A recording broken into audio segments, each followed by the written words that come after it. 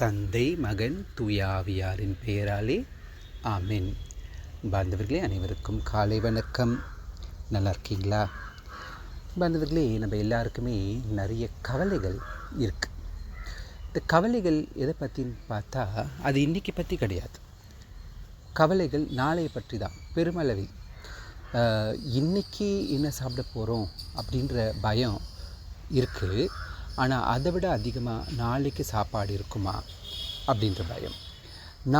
அடுத்த மாதம் எனக்கு என்ன ஆகும், வாடகை கொடுக்க முடியுமா அப்படின்ற பயம்.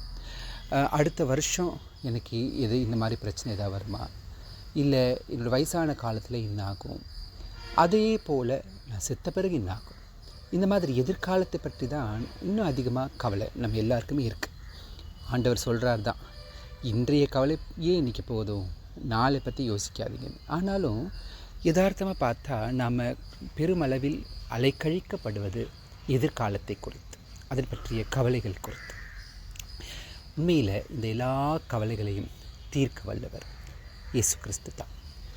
அவர்தான் நம் எல்லாரையும், தொலைந்து போன ஆடுகள் எல்லாரையுமே ஒன்றாக இணைத்து இந்த நிம்மதியை, எதிர்காலத்தை பற்றிய தெளிவை கொடுக்க வல்லவராக, கொடுக்க காத்திருப்பவராகவும் இருக்கின்றார்.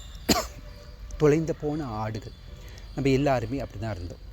இஸ்ராயல் மக்கள் மட்டும் இல்லை. இன்றைக்கு முதல் வாசகத்தில் எரேமியா இறைவாக்கினர் இந்த மக்கள் திசை திருப்பப்படுகின்றார்கள், தொலைந்து போன ஆடுகளாக மாற்றப்படுகின்றார்கள் பேஷார் என்ற அந்த குருவானவர் வழியாக என்பதை எச்சரிக்கின்றார். இந்த மாதிரி இஸ்ராயல் மக்கள் பல இடங்களில் சிதறடிக்கப்பட்டார்கள் தான்.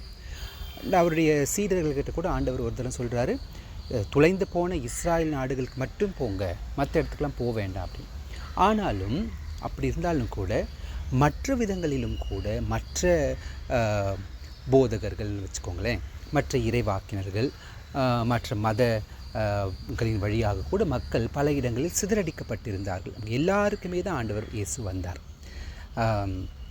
வெறும் இஸ்ராயலுடைய தவறான போதர்கள் வழியாக சிதறிக்கப்பட்ட இஸ்ராயல் மக்களுக்கு மட்டும் இல்லை, எல்லாருக்குமே தான்.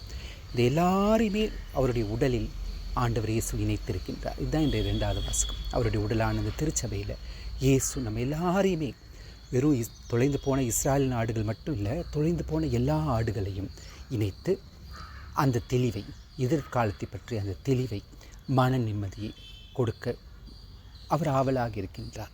நம்முடைய மன உளைச்சலை போக்க ஆவலாக இருக்கின்றார். அவர் அந்த ஆர்வத்தை நம்மிடமிருந்து பார்க்க எதிர்பார்க்கின்றார். அவர்கிட்ட கற்றுக்கணுன்ற ஆர்வம். உண்மைதான், தொலைஞ்சு போன ஆடை அவரே தேடி போய் கூட்டிகிட்டு வந்து நிறைவை தருவார் தான். இருந்தாலும் கூட இன்றைய நற்செய்தியில் நம்ம கேட்கறது போல் நம்மிடமிருந்து அந்த ஆர்வம் வரணும் அப்படின்னு அவர் ஏங்குறார்.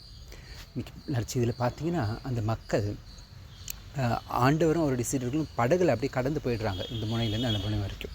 ஆனால் இந்த மக்கள் அவங்களுக்கு முன்னாடியே நடந்தே நிலத்திலேயே சுற்றி ஓடி போய் அவர் செய்கிறதுக்கு முன்னாடி அங்கே போய் சேர்ந்துடுறாங்க. அந்த ஆர்வம், அதை பார்த்தோன்னே அவரே தன்னுடைய திட்டத்தை மாற்றிக்கிறார். அவர் என்னென்னா, என்னுடைய சீடர்கள் ரொம்ப களைத்து போயிருக்காங்க, அவங்களுக்கு கொஞ்சம் ஓய்வு கொடுக்கணும்னு நினைக்கிறார்.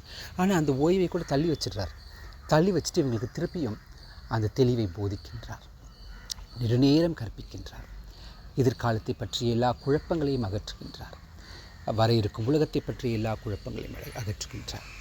அந்த ஆர்வம். ஆகவே நாம் அனைவருமே கூட அதே ஆர்வத்தை காட்ட திருப்பலியிலும், மற்ற ஜெபங்களிலும், ஆராதனையிலும், விவிலியம் வாசிப்பதிலும் ஆர்வம் காட்டுபவர்களாக நாம் இருந்து, அதன் வழியாக இயேசு நமக்கு கொடுக்கும் அந்த மன நிம்மதியை பெற்றவர்களாக, நம்முடைய அலைக்கழிக்கும் மனங்களுக்கு நிம்மதி பெற்றவர்களாக வாழ இந்த நாளில் வரம் வேண்டிக் கொள்வோம். அன்பு தந்தை இறைவா, உம்முடைய மகன் எங்கள் மத்தியில் வந்தது சிதறிப்போன எல்லா ஆடுகளையும், இஸ்ராயல் மக்களின் ஆடுகள் மட்டுமல்ல, உலகத்தில் வெவ்வேறு பாதையில் சிதறிப்போன எல்லா ஆடுகளையும் இணைத்து எங்களுக்கு தெளிவை கொடுத்து அதன் வழி மன நிம்மதியை கொடுப்பதற்காகத்தான் என்பதை நாங்கள் உணர்கின்றோம்.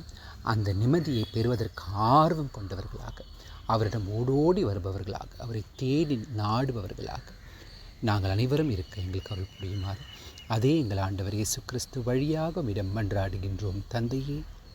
ஆமென்.